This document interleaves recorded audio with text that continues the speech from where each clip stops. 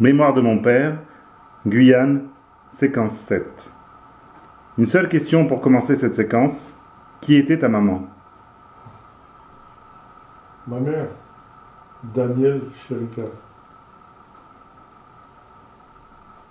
a joué à plein son rôle de maman dans la mesure où elle a montré à maintes reprises qu'elle était notre mère en tout et pour tout, ce dont son mari ne pouvait pas prétendre. Mère en tout et pour tout, ça signifie que dans toutes les péripéties, elle se trouvait à point nommé et elle se trouvait à amener un tant soit peu de justice quand il n'y en avait pas à son goût. C'est ce qui l'a amené à invectiver des gendarmes. Nous y étions. On peut rappeler l'histoire des gendarmes? Oui, aussi. Petit exemple, parmi tant d'autres, nous avions, quand nous étions enfants, l'habitude de jouer au ballon dans la rue, devant la maison. On disait toujours devant la maison. Quand maman nous disait où allez-vous? On reste devant la maison. Elle savait au moins que nous étions emportés et qu'on n'allait pas plus loin que le coin de la rue. Un jour, deux gendarmes à bicyclette ont eu la fâcheuse idée de s'arrêter et de nous demander le ballon. Il avait saisi notre ballon. Saisir chez nous en Guyane pour des gosses en face de gendarmes, c'était une mauvaise phrase, une mauvaise chose. Et les gosses prenaient ça très mal. Nous avons donné le ballon puisque c'était leur ordre. Maman a entendu qu'il y avait quelque chose qui n'allait pas. Elle est sortie immédiatement de la maison et elle s'est adressée tout de suite aux gendarmes. Vous voulez quoi, messieurs? Alors elle dit, madame, vous savez, vos enfants n'ont pas le droit de jouer au ballon dans la rue parce que c'est embêtant, ça empêche les véhicules de passer. Ah, ça empêche les véhicules de passer. Qu'est-ce que vous voulez que je les envoie faire? Comme l'autre que le véhicule a écrasé? Voilà ce que nous avons aux gendarmes. Et puis alors, au fur et à mesure, le ton montait. Et alors ce qui est comique, c'est qu'au fur et à mesure que le ton montait, les gendarmes reculaient, ils sont finis par partir au moment où on n'avait pas fini son discours. Mais ils ont invectivé du tenant hôtel, levé le doigt comme ça, et puis dit, oui, ne repassez plus, hein, surtout. Elle veut toujours avoir le dernier mot sur des gens qui voulaient s'opposer à nous, quoi. Elle ne la mettait pas, pour elle c'était ça, c'était une manière de justice aussi pour elle. C'est une mère protectrice, en fait. Absolument, très protectrice. Parce qu'elle était sur le point de dire aux gendarmes, elle nous l'a expliqué après, de dire pourquoi vous attaquez à mes enfants parce qu'ils sont dans la rue, ils sont pieds nus, d'accord, mais pourquoi vous n'allez pas dans les cités où il y a des gens aisés, des gens riches? Pourquoi vous n'allez jamais là leur dire la même chose? Les gendarmes auraient pu expliquer, bien sûr, que là-bas, il n'y a pas de rue, ce sont des jardins qu'il y a autour. Oui, mais ce sont des gens riches. C'est ce que répliquait aussi maman. Mais en fait, de toute façon, elle tenait toujours la tragédie aux gendarmes, et elle montrait aux gendarmes qu'elle n'avait pas peur d'eux. Et ils le savaient, du reste. Et ils évitaient. Quand deux gendarmes passaient à bicyclette à une heure ou une autre de la journée, si maman était devant la porte avec nous, il la saluait. Tu vois? On la respectait, mais de loin, en disant, il ne vaut pas se foutre à cette dame parce qu'elle va nous invectiver. Et puis, tu vois? Donc, maman, c'était ça. C'était la volonté de faire régner une certaine justice, surtout à propos de ses enfants. C'était, comme tu as dit, elle nous couvait, en fait. Elle nous couvait. Et parfois même, elle disait, mais vous ne jouez plus? Alors on disait, les gendarmes vont passer. Ah, mais raison de plus pour aller prendre le ballon, venez, vous allez jouer, je suis là. Tu vois? C'était une façon de dire, la justice ici, c'est moi qui l'a fait. Il marquait son territoire? Absolument. Tu vois? Elle était prête à dire aux gendarmes, ici, c'est moi qui tourne, c'est pas vous. Tout ça pour ses enfants. Bon. Sacré caractère quand même. Hein. Ah oui, c'est un sacré caractère. Ça explique en partie ces achoppements avec papa, mais ça explique aussi si papa avait compris, parce il faisait dire par sa sœur Paulette que c'est parce que maman n'a pas compris papa, qui était constamment bisbille avec lui. Et je crois qu'on peut rétorquer à Tata Paulette qu'elle ne voyait que l'aspect du problème. Que si elle essayait d'étudier maman comme elle avait étudié papa, elle ne donnerait pas constamment raison à son frère. Et c'était là sa grosse erreur. Et c'est pour ça que Josiane en voulait à Tata Paulette à mort.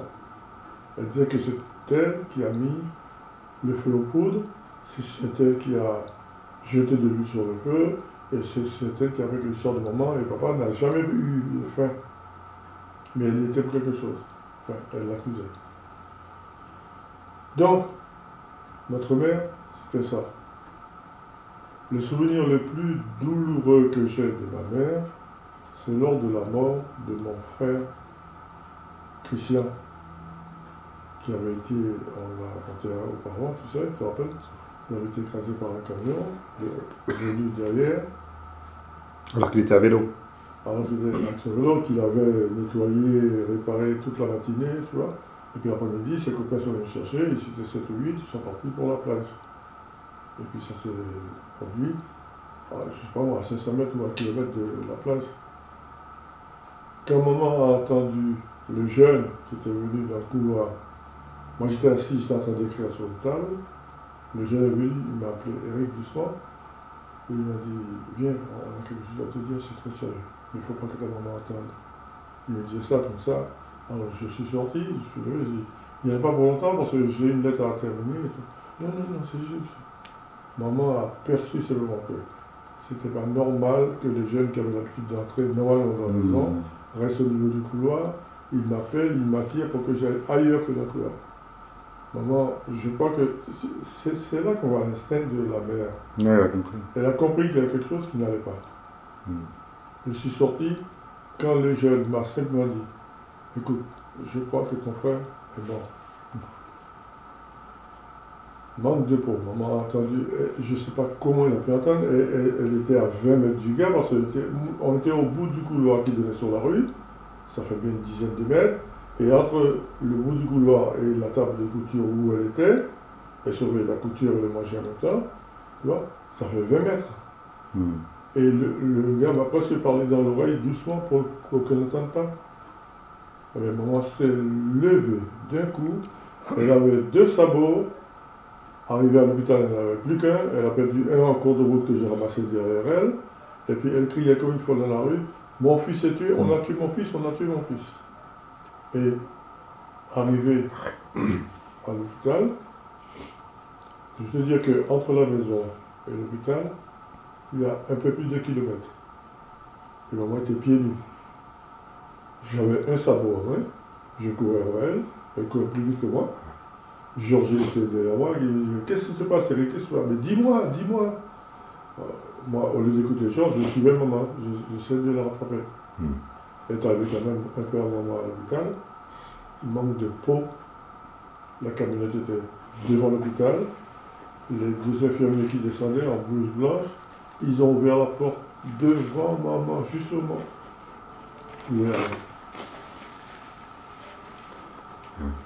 Elle s'arrachait les cheveux, elle criait à tout le monde, à tous les gens qui passaient. Vous avez vu ce qu'ils ont fait à mon fils? Vous avez vu mon fils? C'était complètement dingue.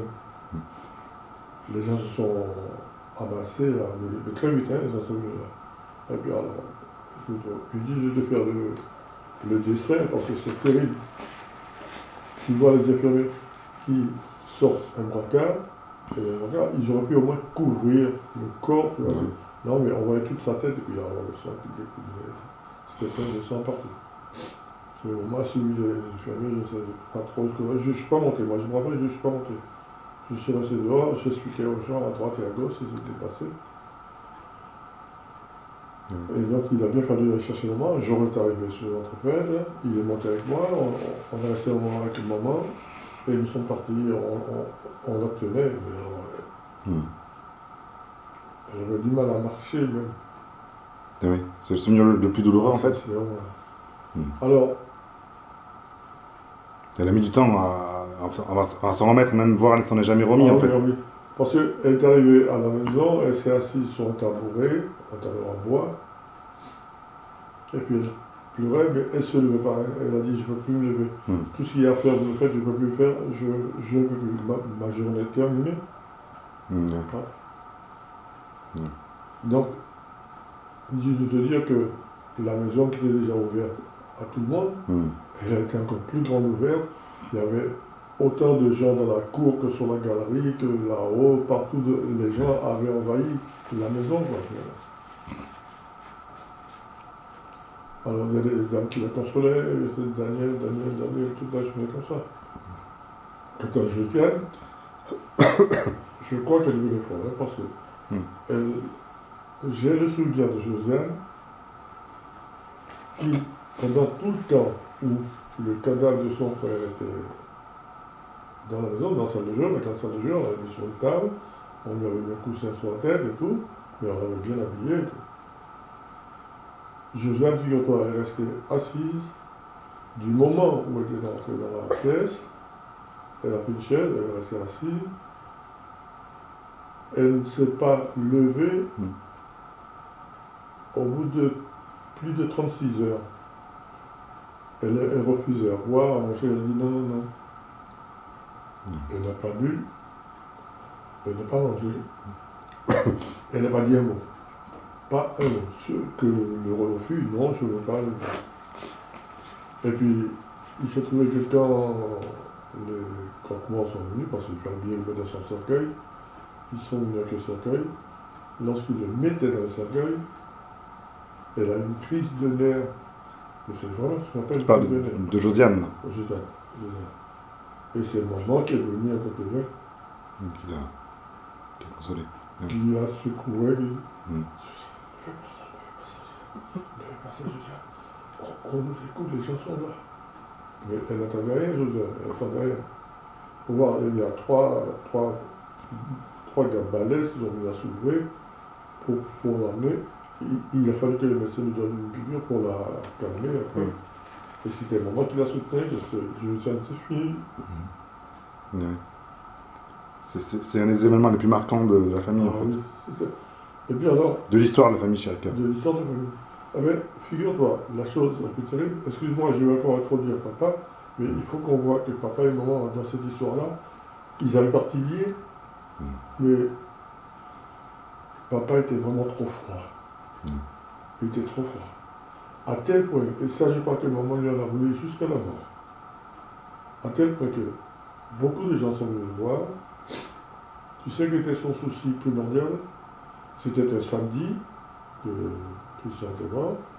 Alors figure-toi, le dimanche soir, pour l'enterrer, non? L'enterrement, il m'attendait en venant de l'enterrement pour me demander si je suis prêt parce que les gens attendent pour le cinéma. Non, mais c'est incroyable. Et tu avais l'impression qu'il ressentait aucune peine? C'est le problème. On ne peut pas dire d'un homme normalement constitué, et c'était le cas, qu'il n'éprouve pas de peine, c'est pas possible. Il éprouvait de la peine, c'était son enfance, ça lui faisait quelque chose. Mais je ne veux pas dire que je l'ai vu pleurer, c'est pas vrai. Mais c'était pas un peu une fuite en avant? Difficile.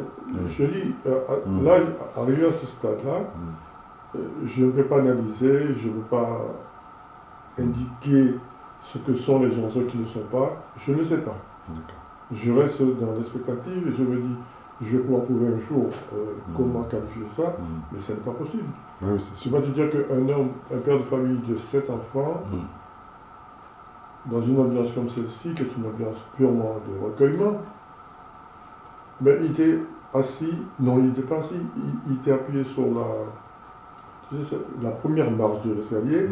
À la première marche, il y a une sorte de grande flèche qui te permet de t'appuyer sur l'escalier quand tu montes l'escalier. Mais il était appuyé de dos sur ça, et puis il recevait les gens qui passaient, monsieur Chirac, bonjour, et il discutait avec les gens. Incroyable. Alors, beaucoup de gens lui ont demandé, monsieur Chirac, le chauffeur est là, vous voulez lui dire 2 mots, parce qu'il vient, il est en pleurs, il dit qu'on va lui enlever son permis et tout. Et papa dit, mais tout ce qu'il a trouvé à dire, bon, ça venait de son cœur, je suis d'accord, il a dit aux gens, dites-lui simplement que je ne lui en veux pas, ça aurait pu m'arriver à moi aussi. Voilà tout ce que j'ai entendu dire mon propre père. Non. Et pour revenir sur ta maman, comment ta maman est sortie de cette épreuve en fait? Parce que je sais qu'elle aimait beaucoup Christian, moi j'ai des souvenirs d'enfance où Ah, il y Christian, a toujours le portrait de Christian dans Oh, sa ben, chambre jusqu'à sa mort. je sais que pendant des années, elle a cessé de me dire ah, si Christian avait été là, pour toutes choses, hein, Ah oui. toutes choses. Christian avait été là, vous n'aurez pas dit ça, vous n'aurez pas fait ça, Oui. il ne vous aurait pas laissé faire ça. Mm. Tu sais, elle avait défié Christian. Mais il faut dire qu'effectivement, je dois le reconnaître, il n'y a pas de jalousie à voir, ça c'est stupide. De nous tous, c'était le plus hardi, le plus vaillant, le plus. Tu sais, il n'avait peur de rien. Il n'avait peur de rien. Je me rappelle bien un jour, il y avait un serpent qui se simuait entre le bassin d'eau qu'on avait et la grande cour. D'accord. Tout le monde avait peur. Mhm. Josiane criait, elle avait peur et tout, et il alertait tout le monde. Christian n'a fait ni deux, il a écouté son voix. Il a été prendre un sabre dans la cuisine. Un sabre. Il a coupé le serpent en deux. Il était intrépide et courageux. Il était intrépide et courageux. Mais il n'avait peur de rien, vraiment de D'accord. rien. Il reculait devant rien. Est-ce que c'est un peu ce qui a causé sa mort ou pas? Est-ce qu'il a Ah essayé? non, parce qu'on ne peut pas dire. Le camion, il n'a pas vu venir, le camion est venu de derrière. D'accord. Il n'a pas commis quelque chose d'intrépide ou non, non, il... Ah non, là, c'est vraiment. C'est un accident. D'accord. On s'est déjà posé la question après. Ils étaient 7 sur la route, on voit qu'ils étaient en fuite vraiment. Comment tu as dit que c'est lui seul? Mais moi, je me souviens que ta maman m'a raconté qu'en fait, ils s'étaient arrêtés pour manger ou des fraises ou un fruit ou je sais pas lequel, pendant que les autres étaient partis, et que Christian s'est retrouvé seul et a été percuté par le camion. C'est ce que m'a raconté mamie. Il ne roulait pas alors. Non, c'est-à-dire qu'il est reparti, mais il est reparti pour essayer de rattraper les autres, mais avant de les rattraper, voilà. C'est ce que m'avait raconté ta maman. Moi, d'après ce qu'on m'a dit, le jeune, j'avais son nom en tête et le nom m'échappe pour l'instant. Enfin, c'était un jeune qui me fréquentait, qui venait souvent au Pidon aussi. Et donc, c'était un des amis de Christian, un de nos amis à nous. Mais sinon, la version, c'est que les vélos roulaient tous à une allure très modérée, en filadienne, et le camion. Du reste, le camionneur, quand il parlait à papa, les gens le soutenaient, je dirais ça, il ne voulait pas du tout. Le monsieur était en larmes, il était en pleurs, il faisait vraiment pitié. Il suppliait papa, il dit, monsieur Chega, excusez-moi, mon permis, ça me permet de faire manger ma famille. Si on m'enlève mon permis, alors il demandait à papa de ne pas porter plainte. Ce qui me semblait logique, il demande ça, tu vois. Bon. Il n'était pas en tort, de toute façon, non? On sait pas trop. Et en tort, tu es toujours en tort avec une automobile. Un camion, surtout, c'est pas une automobile, c'est un camion. Mais il n'avait pas commis d'imprudence, ça on ne sait pas. Il a certifié, il a dit à plusieurs reprises que les freins avaient lâché. D'accord. Mais ça, de toute façon, si la police avait fait une enquête, c'est une des premières choses qu'on aurait faites, à partir de se dire à lui. Bien sûr, bien sûr. Mais je ne crois pas qu'il l'ait fait, parce que les gens disaient à papa que pour qu'on fasse une enquête, il faut que vous déposiez une plainte. D'accord. Et papa dit, je ne déposerai pas de plainte parce que j'estime que ça aurait pu m'arriver aussi bien à moi qu'à n'importe qui.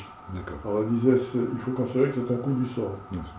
Mais comment ta maman et comment vous, les frères et sœurs, vous avez fait pour vous reconstruire après cette terrible tragédie, en fait? Sous ta maman, parce que c'est ta maman avant tout. On parle de ta maman, là, donc. Eh bien, on était plutôt à côté de maman. Papa le voyait bien, du reste, tu le vois bien, il m'a amené au cinéma, quand même. J'ai dit dessus, puisqu'il m'a dit, habille-toi, viens avec moi, tu sais très bien que sur toi, on ne peut pas faire marcher l'appareil et tout. Nous sommes allés, un dimanche soir, donc. Et ça, ma maman le reprochait souvent après à papa. Vous avez eu le culot vous n'avez pas eu un point d'orgueil pour votre fils, pour la mort de votre fils. Et ça, il lui a juste un peu de figure, avec juste raison, à plusieurs reprises.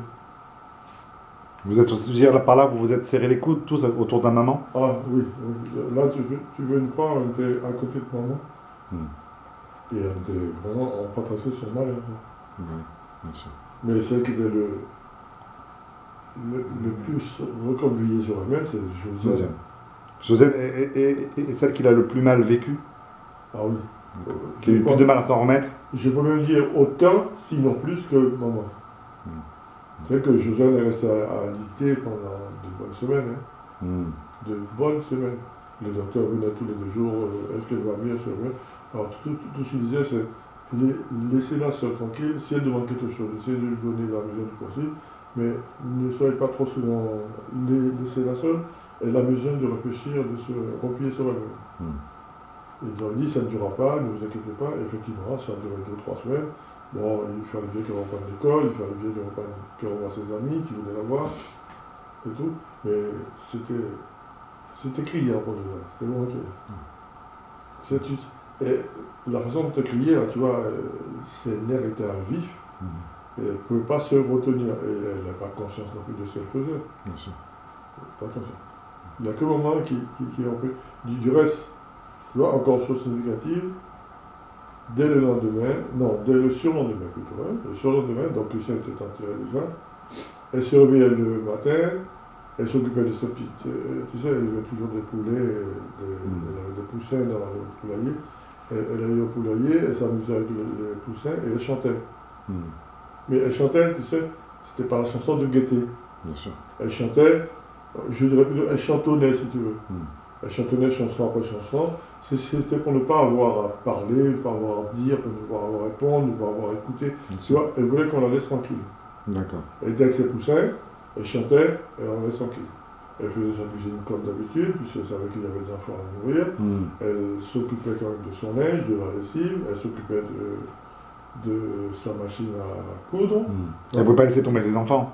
Ni ses enfants, ni elle ne voulait pas perdre les choses qu'elle avait l'habitude de faire. C'est une manière de s'en sortir et une manière aussi de resserrer tous les boulons en fait. C'est compliqué. Et c'est là qu'est venue souvent justement son amie, celle avec laquelle elle allait au cinéma, madame, je te parlais d'elle, madame Cresson. Cresson ou Cresson? Cresson, c'est R-E-2-S-O-N. Tu restes ce Cresson là, tu as dû le voir une fois ou deux. Il est venu en Algérie une fois chez nous. Oui, c'était un des meilleurs amis, non? Ah oui, c'était tout le meilleur ami. Tu sais. Mais c'est bien celui qui s'est suicidé en fait. Voilà. Non mais lui c'est le fils de la. Le fils de la dame. La maman c'était madame Cresson. Bien sûr. Elle aussi elle avait des longs problèmes avec son mari et tout. Bon, mais c'était une amie intime de maman. Elles allaient au cinéma le samedi soir, le dimanche et toute la semaine, elles se racontaient un film. Elles se racontaient une fois encore le film qu'elles avaient vu ensemble. Okay. Tu vois? Et c'est elle, j'ai souvent cette anecdote-là, c'est pas pour se moquer d'elle, mais c'est un peu comique. Parce qu'elles avaient vu, maman et elle, le samedi, le film. Comment ça s'appelle cette histoire? Tu dois la connaître. C'est une histoire très historique. Hein? C'est un soldat russe, un capitaine russe, dont on avait crevé les yeux avec une barre de fer qu'on avait mis à chauffer. Michel Strogoff. Ah, Michel Strogoff, oui. Ça te dit quelque chose? Oui, bien sûr, c'est très connu. Alors, elles avaient vu le film. Ah oui, d'accord, Michel Strogoff. Plusieurs fois, j'ai entendu Mme Cresson raconter le même film, et qui disait à maman, alors elle disait, Daniel, quand ils ont attaché ce monsieur, les mains dans le dos, ils l'ont fait asseoir. Je dis, mais qu'est-ce qu'ils vont lui faire? Et puis alors, ils ont approché la barre de fer. La barre de fer, toute rouge, et puis ils ont mis devant ses yeux. Alors elle dit, Daniel, je n'ai pas pu tenir. J'ai crié, misérable! Alors dans tout le cinéma, c'est retourné. Ah oui. Maman disait que c'était authentique qu'elle avait fait ça avant, parce que les gens se sont retournés. Elle s'est assise le plus gentiment du monde, elle n'a rien dit à tout le monde, à personne. Mais les gens se sont demandé qui avait crié comme ça dans la salle, tu vois. Toute une salle de cinéma. Mais alors ça me restait, parce que j'étais juste à côté d'elle, je regardais. Alors elle se levait, elle dit, Daniel, c'est à ce moment-là que. Alors elle s'est levée, elle a fait le geste qu'elle avait fait, et j'ai crié, maman dit, je sais, j'étais là. Tu vois. Mais c'était des choses comme ça qu'on écoutait, parce que quand elles avaient vu un film, elles te le récitaient, elles te le racontaient à leur manière, elles reprenaient des séquences du film. Bien sûr. Tu vois. Est-ce que le fictif, l'imaginaire, tout ça permettait aussi de sortir un peu d'une réalité quand même difficile? Je crois, et non. Et ça a joué un rôle. Comme quand on raconte des histoires le soir, non, enfin. Maman n'aurait pas eu ces 2 ou 3 amis là, dont Madame Cresson, qui venait souvent, sachant qu'elle était seule, qu'elle faisait sa couture, que c'était l'après-midi, les enfants soit ils faisaient la sieste, soit ils étaient allés jouer, soit ils étaient allés jouer au foot, n'importe où. Elle était seule, elle faisait sa couture toute seule. Mais elle admettait toujours que des amis viennent, elle faisait asseoir, elle préparait les places pour elle, du reste. Elle disait non, ça c'est la place de mon impression, la plus proche de moi. Et donc elle plaisantait, elle parlait des choses et d'autres, de ce qui était arrivé le matin. Tu sais, les réunions de femmes chez nous, je te le dis déjà dans la première séquence, on sentait qu'elles venaient toutes là chercher la même chose. Toutes, elles avaient le même but, elles avaient la même occupation, c'était de se retrouver ensemble. C'est qu'elles se disaient en elles-mêmes que ce qui s'était passé, aussi grave que ça puisse être, ça n'a plus sa gravité si nous sommes tous serrés les uns contre les autres. C'était un peu dans cet esprit-là. C'est ce que j'ai vu, moi, tout jeune, chez les femmes avec qui nous avons vécu pendant assez longtemps, dont la maman de Alain. Oui, bien sûr. Elle s'appelait Flore. Tu n'as pas pu la connaître parce qu'elle est morte bien avant, tu vois. Elle venait souvent chez maman. Mais elle ne restait pas longtemps chez maman parce qu'elle avait d'autres amis. Elle était plus jeune, beaucoup plus jeune que maman, bien sûr. Du reste, c'était la petite cousine de maman. D'accord. La maman d'Alain.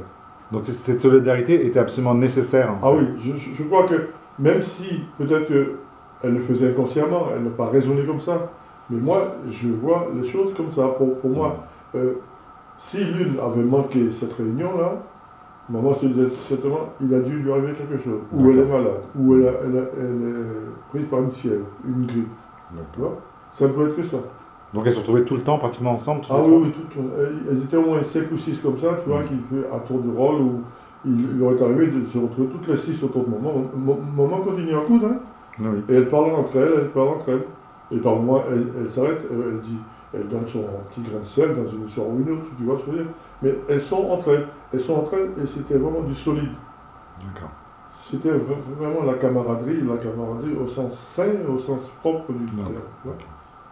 Et moi, ça m'est resté, s'il y a une chose que j'ai oubliée, c'est certainement pas ça. D'accord. Tu vois, ce sont ces mêmes femmes. Il y en avait une, par exemple, qui était... Je ne vais pas donner son nom parce que j'oublie les noms, mais je vois le visage sur les yeux encore devant. Maman m'envoyait souvent chez elle. C'est une dame qui élevait 3 enfants. Son mari l'avait quittée, et son mari cherchait des noises, et elle n'avait pas travaillé. Et maman m'envoyait.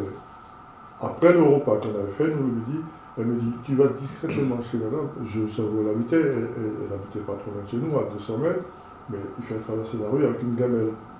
Maman me dit, voilà, tu lui donnes ça.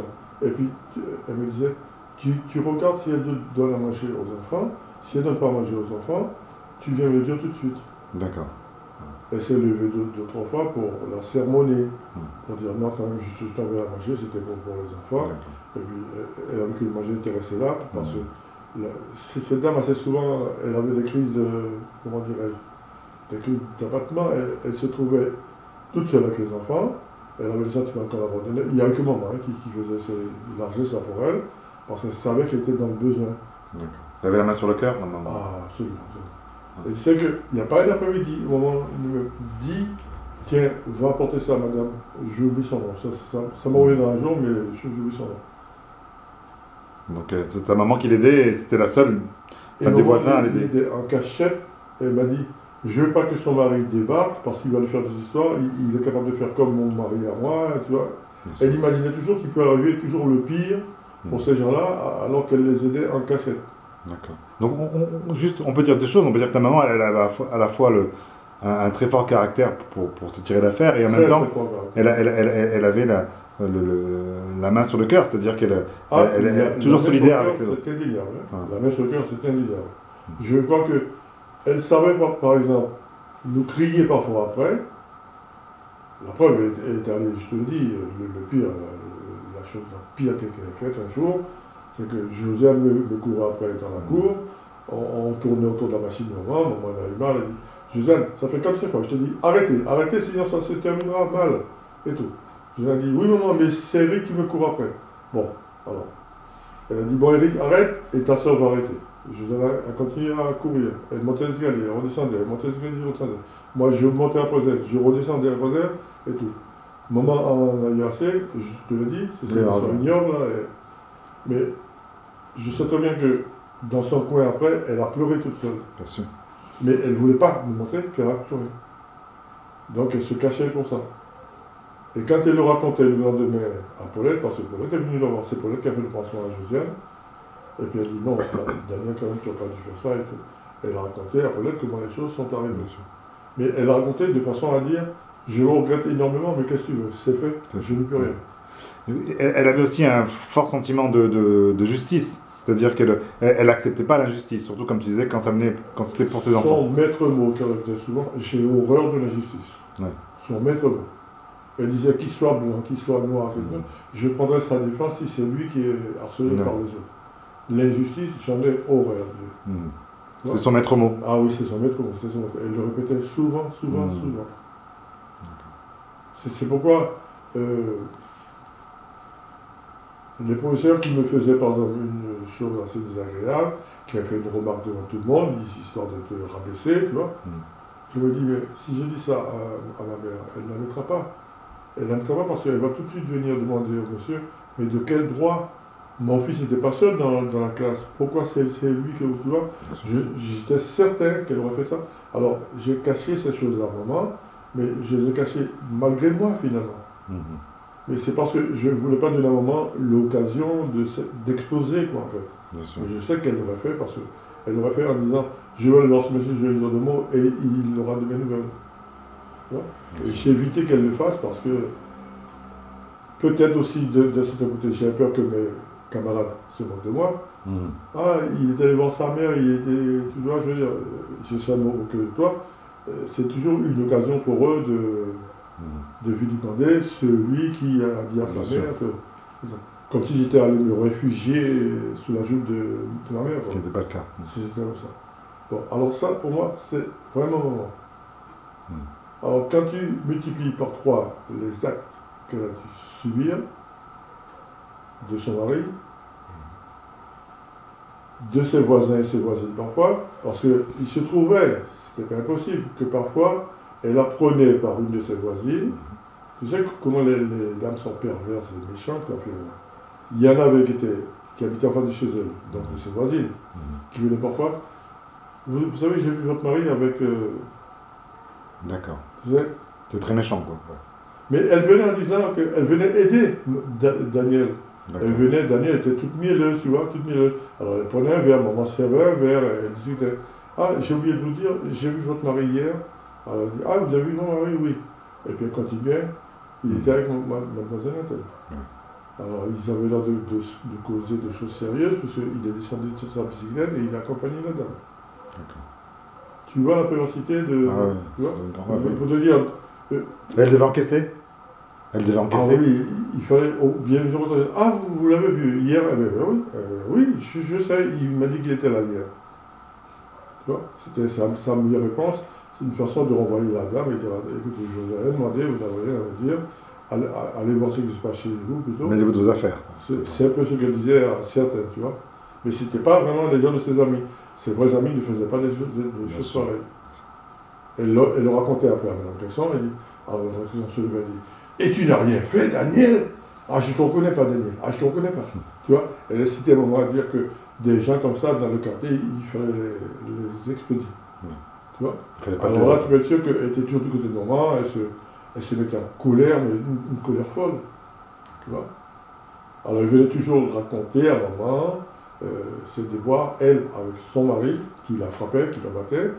Elle a préféré partir avec ses 3 enfants. Il y avait 2 garçons et une fille. Il y avait une Mireille, la fille aînée, 2 garçons, ceux qui étaient profs de gym avec moi, et l'autre était instituteur. Tous les 3. Mais tous les 3, ils respectaient maman. Ils venaient de temps en temps voir maman, ils venaient dire à maman que leur maman à eux était malade, et qu'ils la soignaient, de ne pas s'inquiéter s'il n'avait pas une après-midi ou 2, c'est parce qu'elle est malade.